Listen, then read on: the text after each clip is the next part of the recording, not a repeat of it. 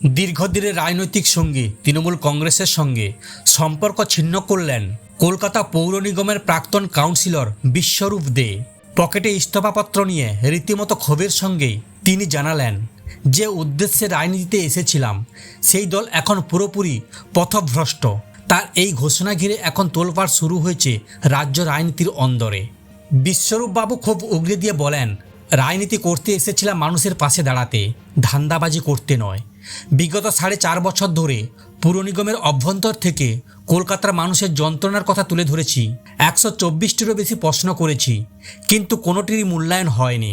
পুরো পরিকাঠামো নিয়ে বারবার সরব হলেও প্রশাসনের কর্ণধাররা তার কথায় গুরুত্ব দেয়নি বলেই অভিযোগ বিশ্বরূপের। তিনি বলেন, পুর নিগমের কোনো স্থায়ী আর্কিটেক্ট নেই। তারাতলা বা গার্ডেন রিচের মতো ঘটনাগুলো আসলে প্রশাসনিক চরম ব্যর্থতার প্রমাণ। এই ঘটনার পর আর মানুষের কাছে মুখ দেখানো যায় না, তাই ইনিংস শেষ করার সিদ্ধান্ত নিলাম। দলের বর্তমান অবস্থা নিয়ে চরম হতাশ প্রকাশ এই কাউন্সিলরের। ওনার কথায় আজ তৃণমূল 3 ভাগে বিভক্ত। আমার সাংসদ অন্য পথে, বিধায়ক কালীঘাটপন্থী, আবার অন্য পক্ষ মহানগরীদের ঘনিষ্ঠ। আমি কার কথা শুনব? এই বিভ্রান্তিকর পরিবেশে কাজ করা অসম্ভব।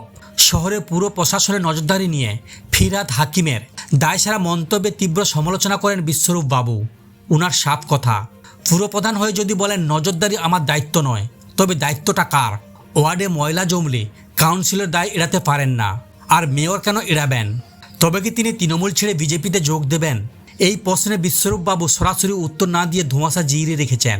তবে তার কথাই স্পষ্ট, বর্তমান রাজনৈতিক পরিস্থিতিতে তৃণমূলে দম বন্ধ করা পরিবেশ তৈরি হয়েছে।